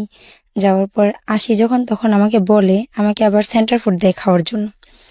তো যখন আমরা আসতে থাকি রিক্সাতে করে, তখন আমাকে বলে যে এই মিষ্টি কিন্তু, বলার পর ও বলতেছে যে আমি যদি নিয়ে যাই তাহলে তুমি কি যাবা? সেই জায়গায় আমাকে বললো। আমি আবার বললাম হ্যাঁ যাবো। তখন ও আমাকে বললো আচ্ছা ঠিক আছে। তো কথাবার্তা বলে আইসা পড়লাম। মানে আপনি ওকে অফার করেছেন? না, ও আপনাকে অফার ও আমাকে অফার করছে। আমি তাহলে যেখানে সেখানে কি মিষ্টি খাওয়ানো যায়? আচ্ছা, আমি ইন ডিটেইলি জানতে চাচ্ছি না বিষয়গুলো, আমি শুধু এতটুকু পরিষ্কার হতে চাই যে একটা অনৈতিক এবং অবৈধ সম্পর্ক যেটাকে আমরা বলি, সেটা আপনারা সেই সম্পর্কের মধ্যে আপনারা গেছেন কি যান নাই? হ্যাঁ গিয়েছিলাম। তো সে আমাকে আর কি বলে যে আমি যেখানে নিয়ে যাব। কমিটমেন্টের বেসিসে ছিল? কমিটমেন্ট বলতে আমি যেটা বোঝাচ্ছি যে না আপনি বর্তমান যে সম্পর্কে আছেন সেই সম্পর্ক থাকবে না আপনার, সেখান থেকে বের হয়ে যাবেন, বের হয়ে আপনি ওর সাথে সংসার করবেন, নাকি বন্ধুত্ব, ভালো লাগা, প্রেম এখান থেকে হয়ে গেছে জাস্ট? প্রেম এটাই হয়ে গেছে, কিন্তু কোনো প্ল্যান ছিল না, কোনো প্ল্যান ছিল না, ঠিক আছে? কিন্তু আমার যখন ওর সাথে ফিজিক্যালি সম্পর্ক হয় তখন আমার মধ্যে একটা কাজ করতেছিল যে আমি ওকে পাইতে চাই সারা জীবনের জন্য। যেহেতু আমি ওইখান থেকে আমি আসছি আর ওর ভালোবাসা পাইছি, এটাকে আমি হারাবো না, এটা যেভাবে হোক এটাকে আমি চাই, ঠিক আছে? তো আমি শুধু ওর পিছনেই ছুটছি, অন্য কোনো কিছুর কথা চিন্তাও করিনি, মাথায় নিইনি যে কি হবে, আমার সংসার আছে বা কিছু। তখন শুধু ওর কথাই চিন্তা করছি 24 ঘন্টা। করতো না তখন আমাকে খারাপ কথা বলতো। হ্যাঁ, তখন আমাকে খারাপ কথা বলতো, মানে আর কি খুবই বাজে বাজে ধরনের কথা বলতো, মানে এত খারাপ কথা বলতো যেটা আমি ভাষায় প্রকাশ করতে পারবো না। আর ওর মানে আমি তো হ্যাঁ আমি ওকে ভালোবাসছি, যাই করছি আমি ওকে ভালোবাসা করছি, আর এটা আমি জানি। আর আমি আমার ভালোবাসাটাকে আমি এটা অবৈধ সম্পর্ক, যেটা আমার করা উচিত হয়নি, আমি একটা সংসারে থেকে এটা করছি, এটা খুবই খারাপ, কিন্তু আমি ওকে ভালোবাসছি, আমার মন থেকে আমি ওকে ভালোবাসছি। আমি যেরকম সবসময় মনে মনে খুঁজতাম একজনকে, চাইতাম একজনকে, ও সেরকমই একজন, এর জন্য আমি ওকে ভালোবাসছি। আর এমন কোন সম্পর্কের সাথে আমি কোনোদিনও জড়াইনি, ঠিক আছে? যার কারণে আমি ওকে ছাড়তে পারিনি, যে ওর সাথে আমার এরকম একটা সম্পর্ক হয়ে গেছে, আমি এখন আর ওকে ছাড়তে পারবো না। আমি তো একজনের আমানত আমি ধরে রাখতে পারিনি, আমি তার আমানত খেয়ানত করছি, আমি এখন তার কাছে যাবো কি নিয়ে? আমি তার কাছে আমার মনের কথা, আমি তার কাছে আর যাবো না ফেরত, ঠিক আছে? আমি এখন যাই হইবো আমি ওকে চাই, কিন্তু ও কখনো বিয়ের কথাটা আমাকে বলতো না। ছেলেটা কখনো আপনাকে বিয়ের কথা বলতো না? ও বলতো এটা অসম্ভব, এটা কি হইব, কখন এটা হইব না, ঠিক আছে? কিন্তু ও আমার সাথে সেই সম্পর্ক ও আমার সাথে বজায় রাখছে, কিন্তু ও আবার বলে এরকম বিয়ে হবে না, এটা বলতো সবসময়, আচ্ছা কিন্তু সম্পর্ক চালিয়ে যেতেছে। এবং আমার হাজবেন্ড যে টাকা পয়সা দিত সেখান থেকে আমি ওকে কাপড় চোপড়, ওর যাবতীয়, ওর মাকে কাপড় চোপড়, ওর বোনকে কাপড় চোপড়, ভাগনাকে কাপড় চোপড়, মানে এভরিথিং সব আমি ওকে দিতাম। মানে আপনার জামাই যে টাকা পয়সাগুলো হ্যাঁ, পাঠাতো বিদেশ থেকে সেটাতে সেগুলো আপনি ওকে খরচাটা, দিতেন। হ্যাঁ, আর ওর থেকে নিতাম এইভাবে কইরা কইরা আমি নিতাম। নেওয়ার পর আর ও আর কি আমাকে, তারপরে যখন ও আর কি সবকিছু জানতে পারলো যে আমি এখনো চালাই যাইতেছি হুম, আর টাকা পয়সা মানে আর কি ওর থেকে নিতেছি, অনেক ভাবে আমি অনেক কৌশলে ওর থেকে টাকা পয়সা নিতেছি, হুম। নিয়ে নিয়ে আমি ওকে দিতেছি, ওর ফ্যামিলিকে দিতেছি, ওকে দিতেছি, হুম। ওর জন্য ভালো ভালো খাবার 8 আইটেম 10 আইটেম খাবার রান্না করে ওকে দিতেছি, দিয়া মানে পাঠাইতেছি। এতটাই ভালোবেসে ফেলেছেন। হ্যাঁ, এতটাই, মানে ও তো গাড়ি চালাইতো, মানে আর কি খুব ভালো ভালো খাবার রান্না করে আমি ওর জন্য পাঠাইতাম। জি, তারপর তারপরে ও আবার সেই খাবারগুলা খাইতো, খাওয়ার পরে আবার যখন ওর প্রয়োজন পড়তো আবার আমাকে বলতো যে এটা রান্না করে দিবা, এটা রান্না করে দিবা, ও আমাকে মানে বলতো। ওরও তো মিনিমাম রকমের একটা সম্মান বোধ থাকা উচিত, মানে আত্মসম্মান বলে একটা তো ব্যাপার আছে মানুষের। কেন বলছি, ও তো একটা জিনিস খুব ভালোভাবে বুঝতো যে ও আপনাকে বিয়ে করবে না, তার মানে এই সম্পর্কে ও জড়াচ্ছে। হ্যাঁ, আচ্ছা, তাও নয়, জড়াচ্ছে। বুঝলাম যে এখানে নৈতিকতার সমস্যা আছে, কিন্তু বিদেশ থেকে একটা লোক কষ্ট করে টাকা পাঠাচ্ছে, আপনি একজনের হাউস ওয়াইফ, সেই টাকায় সে খাচ্ছে, আপনি নিজের মায়ের জন্য নিয়ে যাচ্ছে, আবার মানে মানুষের বিবেকবোধ নেমে গেলে আসলে যা হয় আর কি। যাই হোক, আল্লাহ সবাইকে বিবেক দিক, এটা ছাড়া তো আর কিছু বলার নাই। তখন আমি ওকে খাবার রান্না করে দিই, সব রান্না করে দিই, কিন্তু আমি সে খাবার খাই না। আমি ওকে খাবার দিয়া আমি মানে ডাল ভাত এগুলো আমি খাই। আমার সন্তানটা যে, তাকে আমি ভালো মন্দ খাওয়াইতাম না। হুম। ওর জন্য খাবার মানে ভালো ভালো রান্না করতে গেলে তো টাকা পয়সার দরকার আছে। হুম। আর আমার হাজবেন্ড যেই টাকা দিত সেটাতে তো হইতো না, হুম। ঠিক আছে। আর সেই টাকা দিয়ে সেটা আমি ওকে খাওয়াইতাম, নিজেও খাইতাম না, আমার সন্তানকেও খাওয়াইতাম না, ওকে খাওয়াইতাম। ওকে। তো তখন আমি ভাবলাম যে এইভাবে তো চলে না। তো আর আমার হাজবেন্ড এগুলো জানার পর কিস্তি মিস্তি সব আটকাই দিল। আটকাই দেওয়ার পরে আমাকে বলতেছে যে ও আমাকে এরকম অশ্লীল ছবি ভিডিও আমাকে দেওয়ার জন্য। আপনার হাজবেন্ড বলছে হ্যাঁ, এটা? তখন আমার আবার খুব রাগ ছিল, মানে আমার জিদ ছোটবেলা থেকে আমার অনেক জিদ। তখন আমি কি করলাম, জিদ করে আমি আবার ওকে বললাম, তখন বলতেছে খবরদার ভুলেও দিও না। এটা আপনি আপনার বয়ফ্রেন্ডকে বললেন? হ্যাঁ, খরচ আটকাই দিছে, কিস্তি আটকে দিছে, খালামার বাসায় ভাড়া থাকি আবার। হুম। আমি বললাম খালামার বাসায় তখন ভাড়া আছি, খালু তখন চিল্লাচিল্লি করবো, খালামার সাথে আমি কি করব, হুম। ঘরে ভিতরে অশান্তি হইব, আমি কি করব। হুম। পরে কিস্তির লোকও চলে আসছে বাসায়, এখন রাত্রেবেলা 8টা বাজে আমার বাসায় চলে আসছে কিস্তির লোক। পরে ফোন দিছি আমি ওরে, আমার হাজবেন্ডকে ফোন দিছি, ফোন দেওয়ার পরে আমি উনাদেরকে ধরাই দিছি যে আপনারা বলেন ওকে টাকার কথা, কিস্তির কথা আপনারা বলেন। পরে বলতেছে, পরে বলে কি আমার আমার আমার ছেলের মাকে দেন, আমার ওয়াইফকে দেন, কথা বলছে। তখন আমাকে দিছে, ওনারা ছাদে দাঁড়ায় আছে, তখন আমার বলে আমি যেটা চাইছি সেটা দেও, তারপর আমি টাকা দিব। এটা বলছে। তখন আমি কি করলাম, মানে অনেক কষ্ট লাগতেছে, মানে আর কি কাউকে বলতেও পারি না, শুইতে পারি না। পরে কি করছি, অনেকগুলা হাবিজাবি ওষুধ খেয়ে ফেলাইছি, ঘুমের ওষুধ খাইছি, পাউডারের গুঁড়া খাইছি যে মইরা যাম। ওকে বলতেছি, ও আমাকে একটা ভালো পরামর্শ দেয় না, ও বলতেছে কইরো না, ও আমার পাশে আছে সেটাও আমাকে সান্ত্বনা দেয় না, আর আজকে ওর সাথে সম্পর্ক করছি বিদে ও আমার সাথে এরকম করতেছে।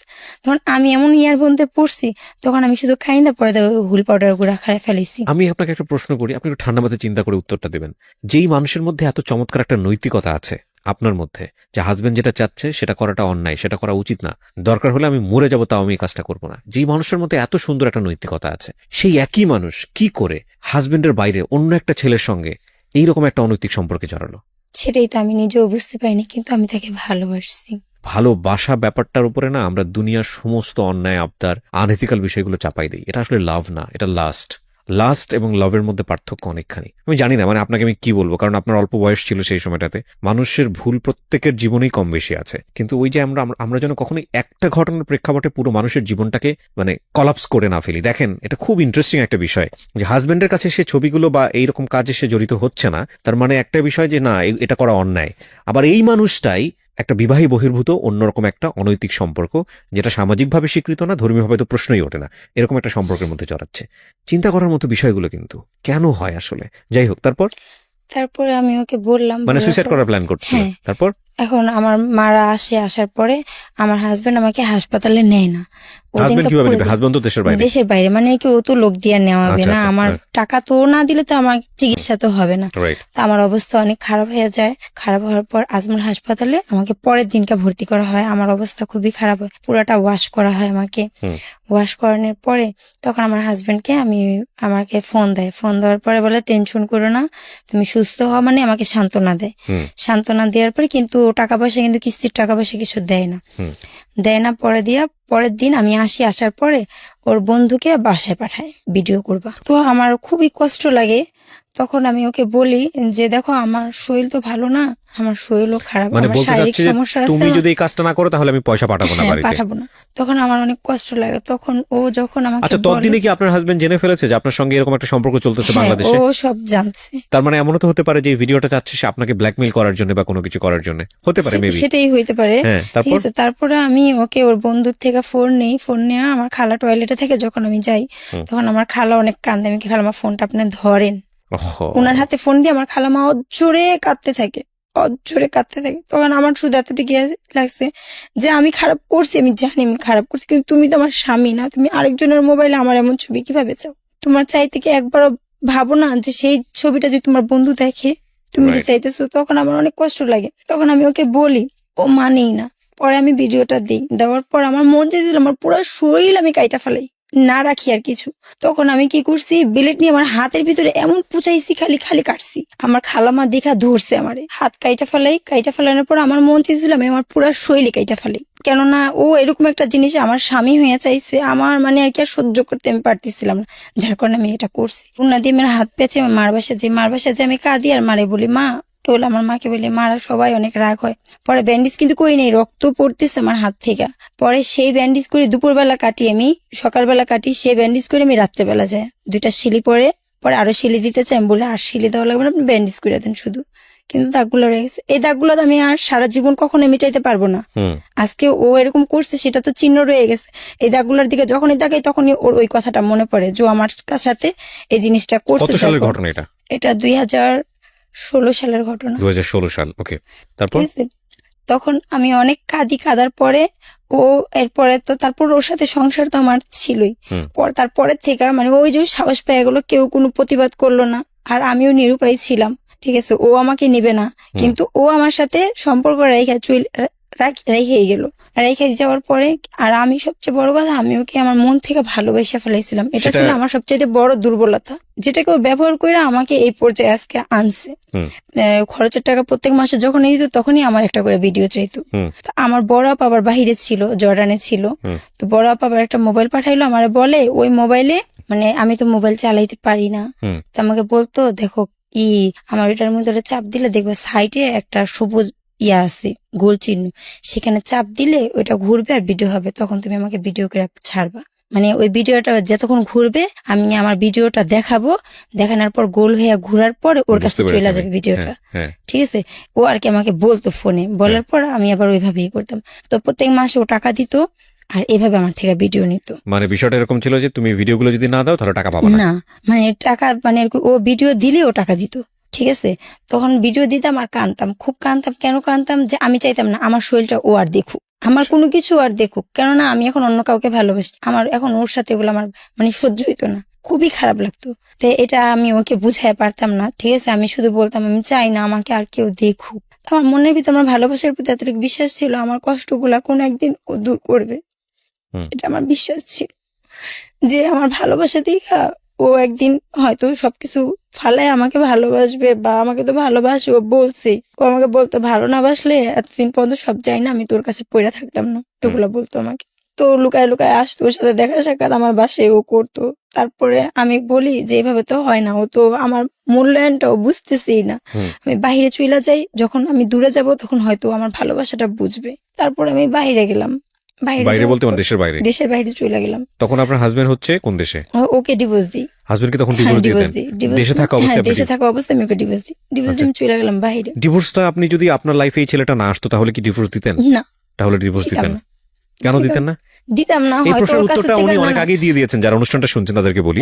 কারণটা হচ্ছে এত সমস্যা থাকার পরেও কিন্তু ওনার হাজবেন্ডকে উনি তখন ডিভোর্স দেয়নি, শুধুমাত্র এই যে তৃতীয় পক্ষ ওনার সম্পর্কের মধ্যে ঢুকে গেল, এই ছেলেটাকে উনি লাভ করে ফেললো নাকি কি ধরনের একটা সম্পর্ক হয়ে গেল, যেটার একটা নাম আছে বাংলায় বলে পরকীয়া। যাই হোক, আমি যদি ওই শব্দটা উচ্চারণ করতে চাই না, কিন্তু এইরকম একটা সম্পর্কে যাওয়ার ফলে দেখেন উনি ডিভোর্স দিয়ে দিল। আপনার বাচ্চার বয়স কত তখন? আমার বাচ্চার বয়স তখন ছিল 4 বছর। 4 বছর বয়স। কত সালে ডিভোর্স দিলেন হাজবেন্ডকে? মানে ওর যখন ঈদি তখন আমার ছেলের বয়স ছিল 5 বছর, মানে ওর সাথে যখন সম্পর্ক হয় আমার তখন আমার ছেলের বয়স ছিল 5 বছরই। ওর না সাথে সেটার দরকার নাই, আমি জানতে চাচ্ছি কত সালে আপনি ডিভোর্স দিলেন হাজবেন্ডকে? কত সালে ডিভোর্স দিছি? 2017-তে। 2017-তে, 2020 সাল চলছে, মানে আজকে থেকে 3 বছর আগের ঘটনা। হাজবেন্ডকে যে ডিভোর্স দিলেন কারণ কি উল্লেখ করেছিলেন? কারণ উল্লেখ করছিলাম যে আমি ওর সাথে থাকবো না, আমার ওর সাথে আমার মানানসই হয় না, ঠিক আছে, মানে এটা আর কি নিয়ে গিয়ে কাজী আমাদের পরিচিত ছিল, ওনার মাধ্যমে আর কি আমি আপনার ডিভোর্সটা হাজবেন্ড দিই। কোনো রিকোয়েস্ট করেছিল আপনাকে যে না এটা কাজটা করো না? না, কোনো কোনো রিকোয়েস্ট আপনি হাজবেন্ডকে বলেছিলেন যে আমি তোমাকে ডিভোর্স দিতে হ্যাঁ, যাচ্ছি? বলছি। ওনার মতামত কি ছিল? ও কিছুই বলেনি। হ্যাঁ না কিছু বলেন? না, কিছুই ততদিনে বলেনি। কি ও জেনে গেছে যে আপনার এই ছেলেটার সঙ্গে এরকম একটা সম্পর্ক? হ্যাঁ, ও সবই জানছে। আপনি যে তাকে ডিভোর্স দিচ্ছেন এটা কি আপনি যার সঙ্গে এই ধরনের সম্পর্কে আছেন যে ছেলেটার সঙ্গে, সে কি জানতো? হ্যাঁ, জানতো। সে মতামত দিয়েছিল হ্যাঁ ডিভোর্স দিয়ে দাও? না, সেও মতামত দেয়নি? সে মতামত দেয়নি। তার কাছে সে বলতো তুই একা ডিভোর্স দিচ্ছিস, আমি তো দিইনি। দেখেন, সেই কথা বলতো। তো আপনি ডিভোর্স তাকে কেন দিলেন? ঠিক আছে, আমি ডিভোর্স দিলাম, ওকে আমি বিয়ে করব, ও বিয়ের কিন্তু ও জন্য তো রাজি। আপনাকে আগে থেকেই বলে আসছে যে না, আমি ও বিয়ে বিয়ে করব না। করবে না বলছে না।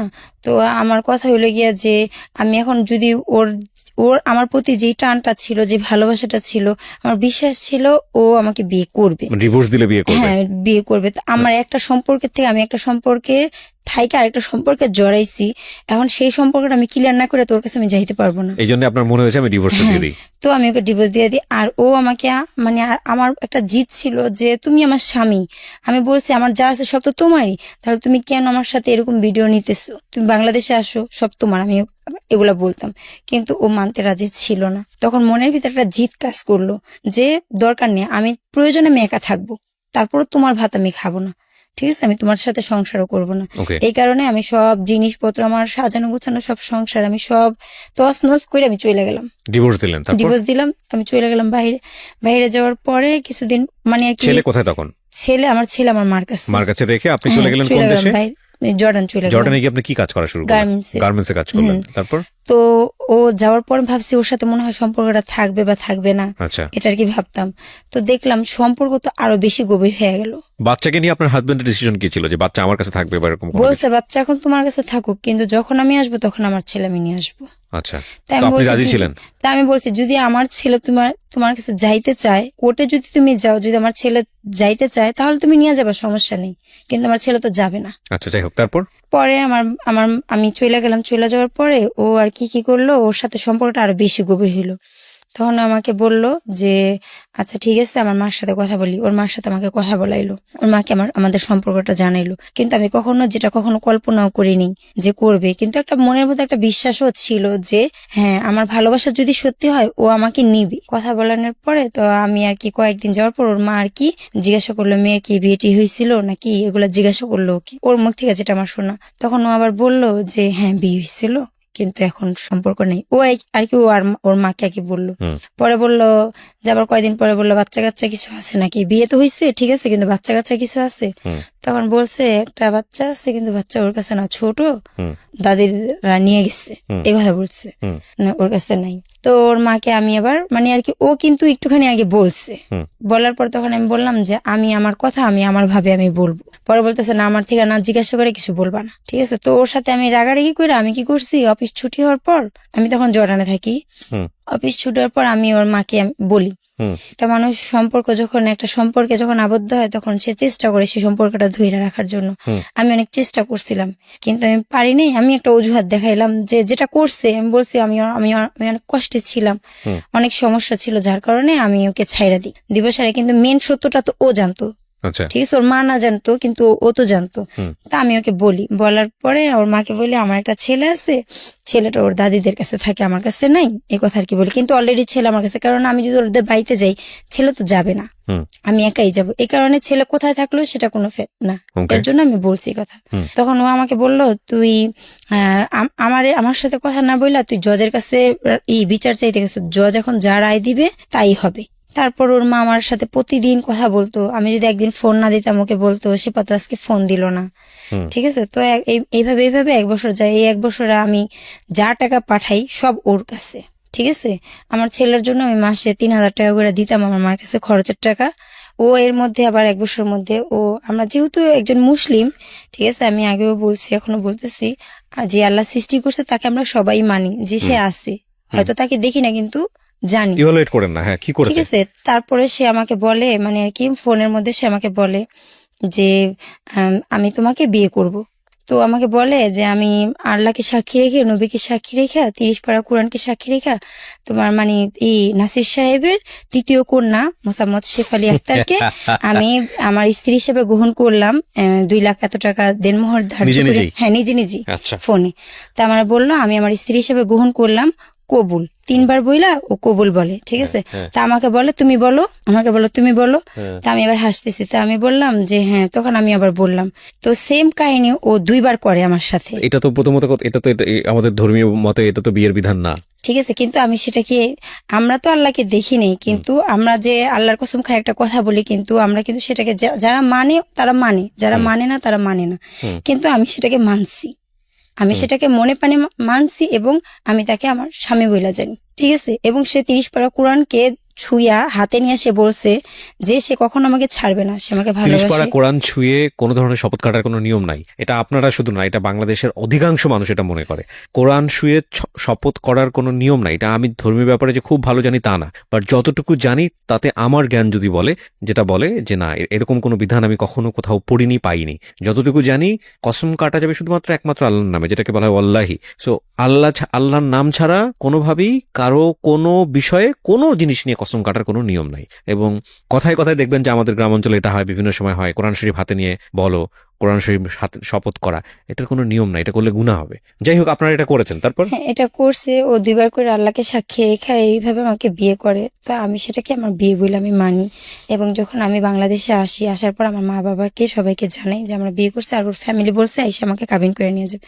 তো আমাকে বলছে যে তুমি তো আমার বউই, আমাকে বলতো তুমি তো আমার বউ, ঠিক আছে। এবং আমাকে নিজ হাতে নাকফুল পরায় দেয়, ঠিক আছে। এবং কোরআন শিব আইনা আমাকে কোরআন শিবও আমাকে দেয়, কোরআন শিবও দেয় এবং আমাকে নাকফুলও পরায় দেয়, ঠিক আছে। আমি তখন থেকে আমি আমার হাজব্যান্ড তো আমি ডিভোর্স দিয়ে দিচ্ছি ওকে, তখন থেকে আমি আমার স্বামী বলে জানি, ঠিক আছে। যার কারণে আমি ভাবছি এখন আমি এটাকে মানি।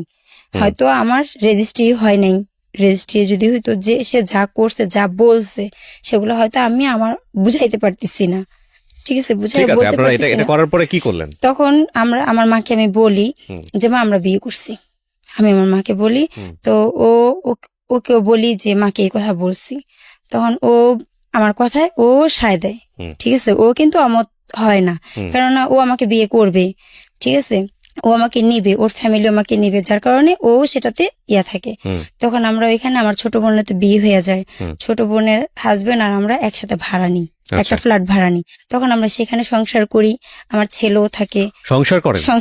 সংসার করেন আপনারা এই বিয়ের উপর বেসিস হ্যাঁ, করে? এই বিয়ের উপরই করে আমরা সংসার করি, মানে সবকে জানায় শোনায়? হ্যাঁ, সবাইকে জানায় তো শোনায়। আপনারা কাগজে কলমে লিখিত ভাবে বিয়ে করলেন না এটাই কেন? তো ও আমাকে কি বলছে, ও আমাকে বলছে শিপা সব তো হয়ে গেছে, শুধু রেজিস্ট্রিটা হয়নি, রেজিস্ট্রি করলেই হয়ে যাবে। কিন্তু এখন আবার ও সরকারি চাকরির জন্য করতেছে, আবেদন করছে, ঠিক আছে। রেজিস্ট্রি করলে হয়ে যাবে, কিন্তু সরকারের খাতায় যদি নাম কোনোভাবে জায়গা আর তদন্ত করলে যদি ধরা পড়ে আমার চাকরি থাকবে না, আমার চাকরি আমি নিতে পারবো না।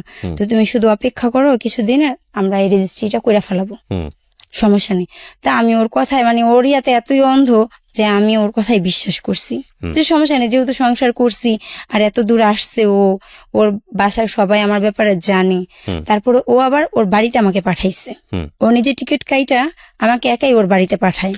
প্রিয় শ্রোতা, জীবন গল্পের এখন পর্যন্ত সেরা কয়েকটি গল্প এবং রেডিওতে অপ্রকাশিত একটি গল্প, একটি বিশেষ গল্প নিয়ে এবারের বই প্রকাশ হতে যাচ্ছে জীবন গল্প পার্ট 2। যারা এই বইটি ঘরে বসেই সংগ্রহ করতে চান, কারণ অল্প সংখ্যক বই বাজারে আনা হয় প্রতি বছরই ফেব্রুয়ারি মেলাকে কেন্দ্র করে, বইমেলাকে কেন্দ্র করে, তারা ফোন দেবেন এই নাম্বারে। নাম্বারটি হচ্ছে boibajar.com এর এবং নাম্বারটি হচ্ছে 09611262020। আমি আবারও বলছি 09611262020। এই নাম্বারটিতে ফোন দিন। বইয়ের মূল্য রাখা হয়েছে সর্বসাকুল্যে 200 টাকা মাত্র।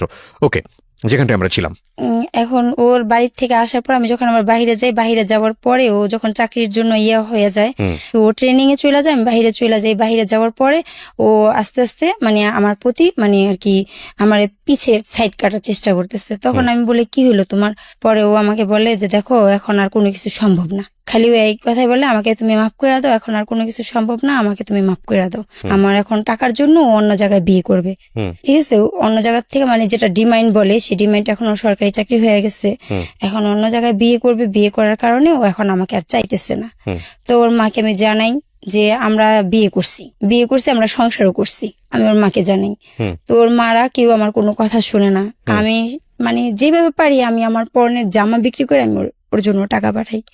তখন আমি ওকে বলি তুমি যদি আমাকে ছাইড়েই দিতা, যখন আমি বাংলাদেশে ছিলাম তখন তুমি আমাকে ছাড়তা, তাও আমি মনটাকে বুঝাইতে পারতাম, আমার সন্তান ছিল, আমার সন্তান আমার চোখের পানি মুছা দিত। আজকে তুমি কোন জায়গায় না আমাকে একা করে ফেলাইলে। তো এখন ও আমাকে বলে যে এগুলা করতে করতে ও মানে ওর মাকেও বলি আমি কারো কাছ থেকে কোনো কিছু পাই না। না, কিন্তু আপনাকে ছেড়ে দিল কিভাবে? ছেড়ে দিল কিভাবে? ও আমাকে বলতেছে যে আমাকে আর এর মধ্যে আমার হাজবেন্ড আরো একটা খারাপ কাজ করছে, খুবই খারাপ কাজ।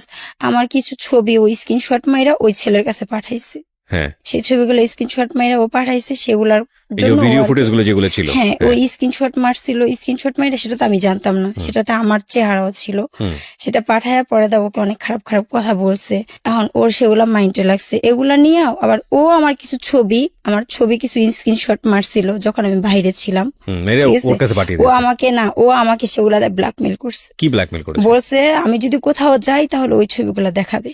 কোথাও যাই বলতে মানে আমি যদি কোনো মিডিয়াতে বা কোথাও ওর ব্যাপারে কিছু বলতে যাই, বা আমি যদি কোনো বাড়াবাড়ি করি পুলিশের কাছে যাই, তাহলে ওই সে ছবিগুলো তারপর আপনি জিডি করেন, ঠিক আছে? হ্যাঁ, পরে আমি আসার পরে আমি ওর নামে বাংলাদেশে আসি। আমি পরে যখন ও আমাকে বলে যে আমি কিন্তু সবকিছু উদ্ধে ভাইয়া ওকে ভালোবাসি, আমি এখন ওকে ভালোবাসি, ঠিক আছে? দেখেন আপনার ভালোবাসা নিয়ে কতটা যুক্তিযুক্ত সেটা আমি নিয়ে কথা বলবো না। আমি জানি আমি অপরাধ করছি, কিন্তু আমি ওকে ভালোবাসি। আর ওর মারা সবাই আমার কষ্ট একটাই, আমার প্রবাসী টাকাগুলো তারা খাইছে। আপনি কি আপনার ভুলটা বুঝতে পেরেছেন? আমি আমার ভুলটা বুঝতে পারছি, দেখি তো আজকে আসছি এখানে। আমি একটু আপনাকে বলি শেফালি, আমি একটু বলি, আপনার মনে অনেক কথা জমে আছে, আপনি সে কথাগুলো বলার জন্য হালকা হওয়ার জন্য এখানে আসছেন, কারণ আপনি কাউকে বলতে পারেননি। যার কাছে আপনি বলতে যাবেন সে আপনাকে বলবে যে তুমি কাজটা ভালো করোনি, খারাপ করেছো, আপনাকে সেই কষ্ট দিবে, এটাই স্বাভাবিক। কিন্তু শেফালি নিজের ভুল বুঝতে পারাটা খুব জরুরি। হ্যাঁ, আপনার একটা খুব সুন্দর সন্তান আছে, আমি জানি স্টুডিওর বাইরে তাকে আপনি বসিয়ে রেখে এসছেন, আপনার ভাই আপনার সঙ্গে এসছে সাপোর্ট করার জন্য।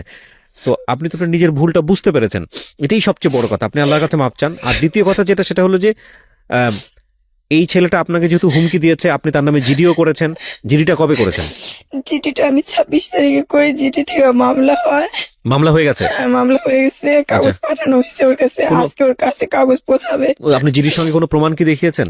হ্যাঁ, প্রমাণ দেখাইছি। কি প্রমাণ দেখাইছেন? ওর সাথে ও সবকিছু মিথ্যা বলছে, ও আর কি যার মাধ্যমে। কিন্তু কোনো কাগজ কলম তো নাই, আপনি প্রমাণ কি দেখাবেন? কলম নাই, কিন্তু আমার কাছে এখন আমি ওকে সব টাকা পয়সা দিয়ে আমি একদম। কত টাকা দিয়েছেন সবকিছু মিলিয়ে? 3 লাখ টাকার মতো। আচ্ছা, 3 লাখ টাকা আপনার জায়গা থেকে অনেক টাকা। কিন্তু আজকে এই যে ঘটনাটা ঘটলো আপনার জীবনে, বিবাহ পরবর্তীতে এরকম একটা ছেলের সঙ্গে সম্পর্কে জড়িয়ে পড়া, সবকিছু মিলিয়ে আপনার জীবনের শিক্ষাটা কি? আপনি নিজে কি শিক্ষা নিয়েছেন এটা একটু বলেন তো আমাদের। আমি শিক্ষা নিয়েছি যে আমি ওকে বিশ্বাস করে আমি ঠকছি। আমার মতন কেউ যেন এভাবে বিশ্বাস করে না ঠকে আমার হাতে। আমি যদি চাইতাম তাহলে ও আমার সাথে যে বেমানিটা, যে ধোকাটা করছে, আমি যদি অতটুকু চালাক হইতাম আমি ওকে ধরতে পারতাম তখনই, যখন ওর সাথে আমি সংসার করছি তখনই। কিন্তু আমি ওকে চাপে ফেলাইয়া আমি রেজিস্ট্রিটা করাই ফেলাইতে পারতাম, কারণ আমরা যেহেতু সংসার করতেছি রেজিস্ট্রিটা আমি করাই ফেলাইতে পারতাম। রেজিস্ট্রি করলে ও যদি আপনাকে মন থেকে না চাইতো? ও যদি একবার আমাকে রেজিস্ট্রি করতো, আমার এতটুকু বিশ্বাস যে ও যেহেতু বিয়ের পর্যন্ত ও আসছে, ও আমার সাথে সংসার করছে এইভাবে, সেহেতু ও আমাকে নিতে বাধ্য হইতো। আজকে আমার কাছে কি হতো শেফালি? না, আপনি আমার প্রশ্নের উত্তর দেন। বাধ্য হয়ে লাভটা কি হতো? ও আপনাকে নিতে বাধ্য হলো কিন্তু মন থেকে আপনাকে চায় না, লাভটা কি হতো? মন থেকে বলে নিতে সে পাথর ক্ষয় হয়, ও আমাকে ভালোবাসে এটা আমি জানি। না শেফালি, এই জায়গাটাই সবচেয়ে বড় ভুল। আইন আপনাকে, আপনার সাথে কেউ অপরাধ করলে সেই সাপোর্টটা দিবে, সেটা আইনের দেওয়ার জায়গা। কিন্তু আপনাকে কেউ আইন কখনোই বাধ্য করাতে পারবে না যে আপনার প্রতি ভালোবাসা জন্মানোর জন্য। যদি তাই পারতো তাহলে পৃথিবীতে ডিভোর্স হতো না, দুটো মানুষের সম্পর্ক এত বিচ্ছেদ হতো না, সবকিছু জোড়াতালি লেগে টিকে থাকতো।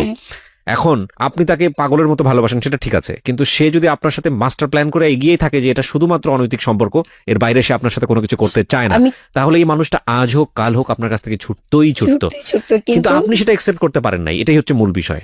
না, কেন ও আমাকে বলছে যে দেখ তোর বাপের কি অনেক অর্থ সম্পদ আছে, সেটা দেখে আমি তোরে ভালোবাসছি না, তোর ভালোবাসা দেখে আমি তোরে ভালোবাসছি। এগুলো এই কথা ও এগুলো আমাকে- প্রেমে পড়লে এগুলো উল্টাপাল্টা কথাবার্তা অনেকেই বলে। শোনেন, আমি শেষ বেলায় যে কথাটা আপনার জন্য বলতে চাই এবং আমার শ্রোতা যারা আছে তাদের জন্য যে কথাটা বলতে চাই, যে সবকিছুরই একটা মাপযোগের একটা ব্যাপার আছে। মাপযোগের কেন বলছি, সমানে সমানে দৌড়ালে না সেটা সামনের দিকে যায়। যদি বলি যে একটা চাকা বড় আর একটা চাকা ছোট, এটাকে যদি আপনি দুইটা চাকা যদি এক করে আপনি যদি ঠেলা শুরু করেন, এটা কিন্তু সামনের দিকে আগাবে না, এটা ঘুরপাক খাবে, বৃত্তের মতো ঘুরপাক খাবে। হ্যাঁ, ওই ছেলেটা কোনো না কোনো ভাবে হয়তো মনে করেছে আপনি বিবাহিত, আপনার একটা বাচ্চা আছে, সে অবিবাহিত, সুতরাং স্ট্যাটাসের জায়গা থেকে সে আপনার থেকে অনেক বেশি অ্যাডভান্স। আর আপনি তাকে ভালোবেসে ফেলেছেন বিকজ আপনি এইরকম ভাবে কোনো কেয়ার বা আপনার চোখে দেখতে ভালো লাগে এরকম ছেলে কখনো কাছাকাছি এতটা পান নাই, যে কারণে আপনি তার প্রতি ফলেন হয়েছেন, ভালোবেসে ফেলেছেন। কিন্তু বৈবাহিক সম্পর্ক জায়গাটা না অন্যরকম জায়গা, যেটা আমি আমার সিক্রেটস বলেন, জীবন গল্প বলেন, সব অনুষ্ঠানে সবসময় এই কথাটা বলি যে বিয়ে সম্পর্কটা শুধুমাত্র ভালোবাসার উপর বেসিস করে আগানো উচিত না।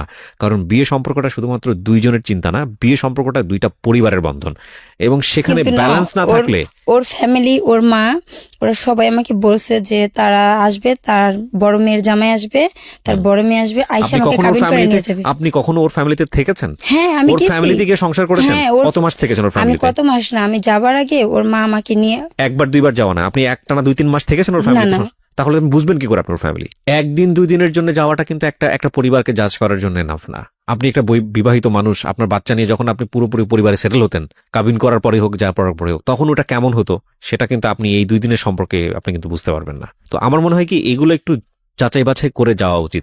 যে কোনো সম্পর্কে থাকা অবস্থায় অন্য কোনো সম্পর্কে সুইচ করার আগে অন্তত 1000 বার চিন্তা করা উচিত, এবং অন্য কোনো সম্পর্কে সুইচ করার ফলে বর্তমান সম্পর্কটার মধ্যে কাট আপ করার আগেও অন্তত 1000 বার চিন্তা করা উচিত। আমার মনে হয় আজকের এই সিক্রেটস থেকে এই জিনিসটাই আমাদের শেখার আছে।